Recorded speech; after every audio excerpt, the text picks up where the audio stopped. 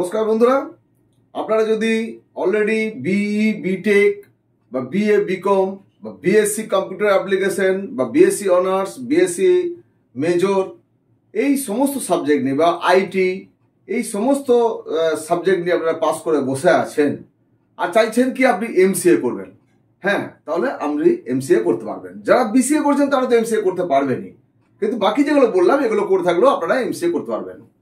আমি ফাল্গুনী কুমার মুখোপাধ্যায়, আপনারা দেখছেন আমাদের channel edu help Durgapur. Edu help দুর্গাপুরের পক্ষ থেকে আজকে আমাদের এই ভিডিও সেশনে আপনাদের প্রত্যেককে স্বাগত জানাচ্ছি।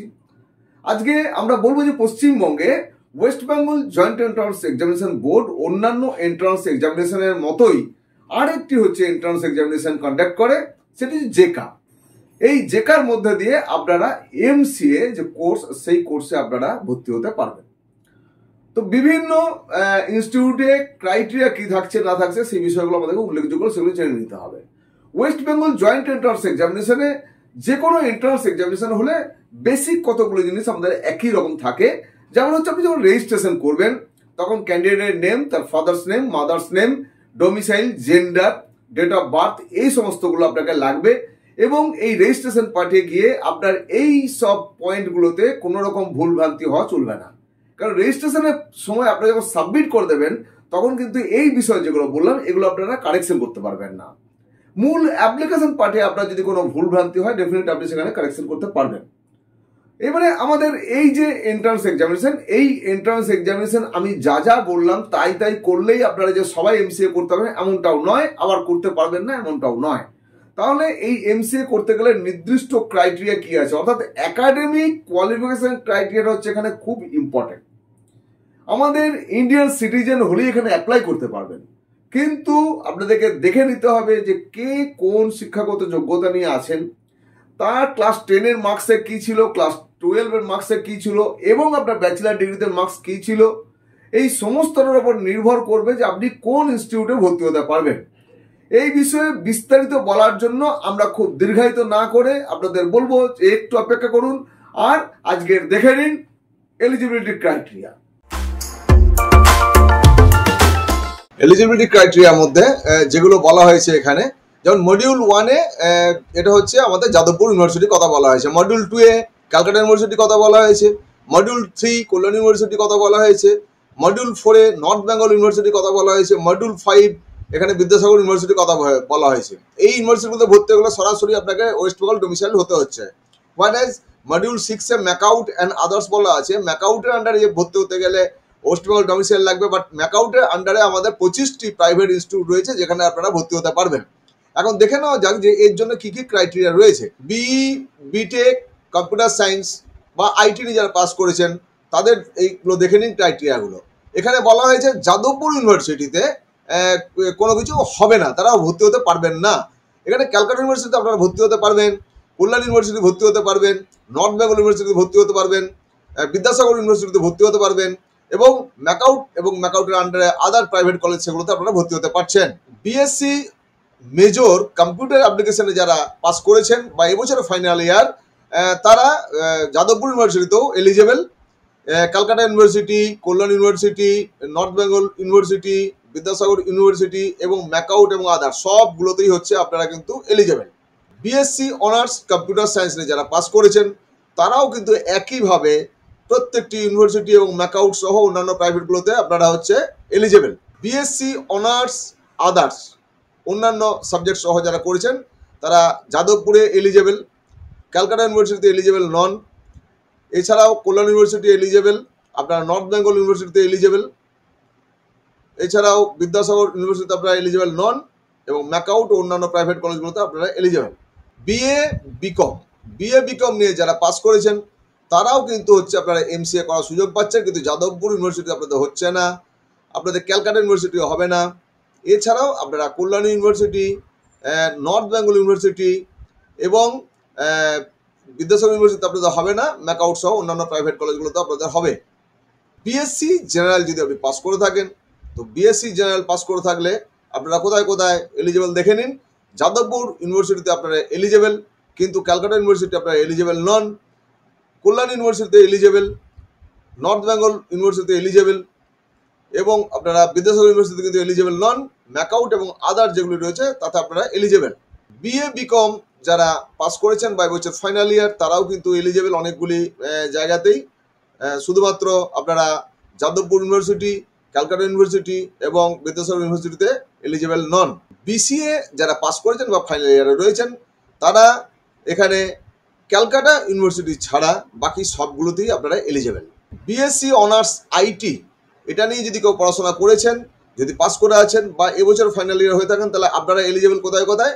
আপনারা যাদবপুর ইউনিভার্সিটি এলিজেবল, আপনারা কল্যাণী ইউনিভার্সিটি এলিজেবল, আপনারা ম্যাকআউট এবং আদারগুলিতে এলিজেবল। যারা ব্যাচেলর অফ ভোকেশনাল কোর্স থেকে যারা পাস করেছেন তারাও হচ্ছে এমসিএ করার সুযোগ পাচ্ছেন, বাট আপনাদের জন্য শুধুমাত্র ম্যাকআউট এবং অন্যান্য ম্যাকআউটের আন্ডারে যে কলেজগুলি রয়েছে সেখানেই আপনারা কিন্তু এই এমসিএ করতে পারবেন। এরপর আমাদের যেটা উল্লেখযোগ্য যে আমরা জেনে নেব যে এই এমসিএ কোর্সে ভর্তি হওয়ার জন্য আমাদের একটা অ্যাপ্লিকেশন ফি জমা দিতে হবে। তাহলে অ্যাপ্লিকেশন ফি কত? পেমেন্ট অফ এক্সামিনেশন ফি, যেখানে বলা হয়েছে the examination fee can be paid by the net banking, debit card, credit card, UPI, QR code only. অর্থাৎ আপনারা net banking, debit card, credit card, UPI বা কিউআর কোড দিয়েও হচ্ছে payment করতে পারবেন। পেমেন্টের জন্য যেটা বলা হয়েছে application fee for the examination is ₹500, 500 টাকা নেওয়া হবে for general candidates and ₹400 for third gender, SC, ST, OBC A, OBC B, EWS ক্যান্ডিডেটদের জন্য, প্লাস ব্যাংক চার্জেস যা হবে সেটা আপনাকে বিয়ার করতে হবে। এখানে এটাও বলা আছে the fee once paid is not refundable under any circumstances. অর্থাৎ কোনো অবস্থাতে আপনি এই যে ফি পেমেন্ট করে দেবেন এটা কিন্তু নন রিফান্ডেবল, এটা ফেরত পাওয়া যাবে না। আমরা এই যে অ্যাপ্লিকেশন করব, এই অ্যাপ্লিকেশন করার জন্য আমাদেরকে দুটো ডকুমেন্ট আপলোড করতে হবে। একটা হচ্ছে আপনার একটা পাসপোর্ট সাইজ ফটোগ্রাফ আপলোড করতে হবে, আর একটা হচ্ছে সিগনেচার আপলোড করতে হবে। এই পাসপোর্ট সাইজ যে ফটোগ্রাফ হবে সেটা 10 কেবি থেকে 200 কেবির মধ্যে আপনাকে করতে হবে, জেপিজি বা জেপেগ ফরম্যাটে। এটার ব্যাকগ্রাউন্ডটা লাইট কালারে করতে পারেন বা হোয়াইট হলেও অসুবিধা নেই, তবে প্রফেশনাল স্টুডিওতে হচ্ছে আপনি আপনার এই ছবি তোলাবেন, মোবাইল দিয়ে ছবি তুলবেন না, তাতে করে প্রবলেম হলেও হতে পারে। আপনারা একটা সাদা কাগজে ব্ল্যাক হচ্ছে বল পয়েন্ট পেন দিয়ে সই করবেন, রানিং হ্যান্ডে সিগনেচার করবেন অথবা ব্লু দিয়ে করবেন, তারপর সেটাকে স্ক্যান করে ক্রপ করে নির্দিষ্ট সাইজ সেটা 4 to 30 কেবির মধ্যে আপনাকে আপলোড করতে হবে জেপিজি বা জেপেগ ফরম্যাটে। এক্সামিনেশন সেন্টার যেগুলো বলা রয়েছে তার মধ্যে আপনি ম্যাক্সিমাম 3টে এক্সামিনেশন সেন্টার চয়েস দেবেন। তার মধ্যে যে ফার্স্ট চয়েস যেটা থাকবে সেখানে সিট পড়ার ম্যাক্সিমাম হচ্ছে সুযোগ থাকবে। কোনো কারণে সেখানে কম বা বেশি পরীক্ষার্থী হয়ে যাওয়ার জন্য সেই সেন্টারে আপনার না হলে নেক্সট যে চয়েস সেই সেন্টারে হয়তো আপনি চান্স পাবেন। খুব খুব ইম্পর্টেন্ট একটি জিনিস যেটি ভিডিওর অনেক আগেই বলা দরকার ছিল, স্লিপ করেছি, সেটা হচ্ছে যে আপনাদের একটি ভ্যালিড মোবাইল নাম্বার এবং ভ্যালিড ইমেল আইডি কিন্তু লাগবে। এই মোবাইল নাম্বার যেটা থাকবে সেটা যেন অবশ্যই আপনার নিজস্ব হয় বা পেরেন্টসের হলেও অসুবিধা নেই, তবে মেল আইডিটা অবশ্যই ওখানে দেওয়ার আগে চেক করে নেবেন যে মেল আইডিটা আপনার ভ্যালিড আছে কিনা বা চালু আছে কিনা, এটা চেক করে তারপর সেই মেল আইডি কিন্তু লিখবেন। আপনারা যে পাসওয়ার্ড জেনারেট করবেন রেজিস্ট্রেশনের সময় সেই পাসওয়ার্ড হচ্ছে 8 to 13 ক্যারেক্টারের মধ্যে যেটা হবে, সেই পাসওয়ার্ডটাকে কোথাও নোট ডাউন করে রাখবেন, কারণ এই পাসওয়ার্ড যদি মিসিং হয়ে যায় তাহলে আপনি এটাকে রিকভারি পাসওয়ার্ড বা ফরগট পাসওয়ার্ড যে অপশন থাকে সেইখানে গিয়ে যদি রিকভারি করতে পারেন ভালো, যদি না করতে পারেন তাহলে বোর্ড পর্যন্ত আপনাকে কেউ এই বিষয়ে হেল্প করতে পারবে না। সুতরাং এই বিষয়ে আপনি অত্যন্ত যত্নশীল হবেন। শিডিউল অফ জেকা 2024 শিডিউলটা আমরা জেনে নিই। যে আগেই আমরা জানি যে 14 জুলাই 2024 সানডে এই এক্সামিনেশন হবে, এন্ট্রান্স এক্সামিনেশন, এবং এটি হবে বেলা 11টা থেকে দুপুর 1টা পর্যন্ত, 2 ঘন্টার জন্য এই পরীক্ষা হবে। এখন এই যে এন্ট্রান্স এক্সামিনেশন তার যে কোশ্চেন পেপার যেটা হবে সেটা আমরা একটু দেখে নিই এবং কোশ্চেন প্যাটার্নটা যেরকম হবে সেটা দেখে নিই। এখানে এই কোশ্চেন প্যাটার্নে যেটা বলা হয়েছে যে এখানে 2টি ক্যাটাগরির কোশ্চেন থাকবে। 2টি ক্যাটাগরির কোশ্চেনে ক্যাটাগরি 1-এ যেটি থাকবে প্রত্যেকটি 1 নম্বর করে কোশ্চেন থাকবে এবং এটি নেগেটিভ মার্কিং থাকবে। একটিতে ভুল হলে 1/4 বা 0.25 নাম্বার হচ্ছে কাটা যাবে। 80টি কোশ্চেন সেখানে থাকবে। ক্যাটাগরি 2-এ প্রত্যেকটি কোশ্চেন 2 নম্বর করে থাকবে এবং এখানে মোট 20টি কোশ্চেন থাকবে। তাহলে মোট 100টি কোশ্চেন হবে এই টোটাল 100টি কোশ্চেন এবং টোটাল মার্কস হবে 120। ক্যাটাগরি 1-এ যেমনভাবে নেগেটিভ মার্কিং আছে, ক্যাটাগরি 2-এ কিন্তু এইভাবে কোনো নেগেটিভ মার্কিং নেই। বাট এই ক্যাটাগরি 2-তে একটি কোশ্চেনের এগেনস্টে 2 বা ততোধিক অ্যান্সার রাইট হতে পারে। এখন এখানে যদি ধরে নেওয়া যাক কোনো একটি কোশ্চেনের অ্যান্সার 3টি কারেক্ট হওয়ার কথা, কিন্তু কোনো ক্যান্ডিডেট 3টেই যদি কারেক্ট অ্যান্সারে টিক দেয় তাহলে সেই ক্ষেত্রে ফুল মার্কস পাবে। আবার যদি 3টির মধ্যে 2টি কারেক্ট অ্যান্সারে টিক দেয় তাহলে সেখানে প্রপোর্শন নাম্বার পাবে। বাট যদি 2টো কারেক্ট অ্যান্সার দেওয়া হয় এবং একটি ইনকারেক্ট অ্যান্সারে টিক দেওয়া হয় সেই ক্ষেত্রে কিন্তু পুরোটাই 0 হয়ে যাবে। সুতরাং এই ক্যাটাগরিতে অনেকের মতামত হয় যে এটি যেহেতু কোনো নেগেটিভ মার্কিং নেই তাই সবগুলি অ্যাটেম্প করার জন্য।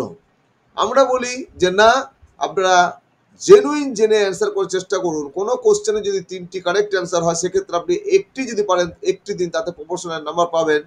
বাট আপনি ডাউটফুল যদি অ্যান্সার করেন এবং তাতে যদি কোনো ভুল টিক দেন সেক্ষেত্রে আপনার 0 হবে এবং আপনি আপনার র্যাঙ্কে অনেকটাই পিছিয়ে যাবেন। এটি MCQ টাইপের কোশ্চেন হবে এবং এই জেকা যে পরীক্ষা তার জন্য কিন্তু কোশ্চেন হবে অনলি ইংলিশ ল্যাঙ্গুয়েজে। এটা অন্য কোনো ল্যাঙ্গুয়েজে কিন্তু কোশ্চেন অ্যাভেলেবেল হবে না। তো বন্ধুরা, আশা করি আজকের এই যে ভিডিও এপিসোড আপনাদের খুবই ভালো লাগবে এবং যারা নতুন দেখলেন তাদেরকে বলবো আমাদের চ্যানেলকে সাবস্ক্রাইব করে রাখুন এবং বেল আইকনে ক্লিক করে নোটিফিকেশন ফর অল করে রাখুন ফর ফার্দার ইনফরমেশন। এমসি নিয়ে আপনার যদি কোনো নির্দিষ্ট কোশ্চেন থাকে অবশ্যই আপনি হোয়াটসঅ্যাপ করবেন অথবা আমাকে কলও করতে পারেন, তবে হোয়াটসঅ্যাপ করলে আপনি ডিটেলে পেয়ে যাবেন। আমার নাম্বার আপনারা লাস্ট যে স্ক্রিন রয়েছে সেই স্ক্রিনে অবশ্যই দেখবেন এবং নোট করে নেবেন এবং প্রত্যেক বন্ধু বান্ধব যারা তাদেরকে বলবেন এডু হেল্প দুর্গাপুর এই চ্যানেলের সঙ্গে থাকতে। আপনাদের প্রত্যেককে অনেক অনেক শুভেচ্ছা নমস্কার জানিয়ে আজকের এই ভিডিও এপিসোড শেষ করছি। প্রত্যেকে ভালো থাকবেন, অপেক্ষা করবেন আমাদের আরো নতুন নতুন এপিসোডের জন্য। ধন্যবাদ।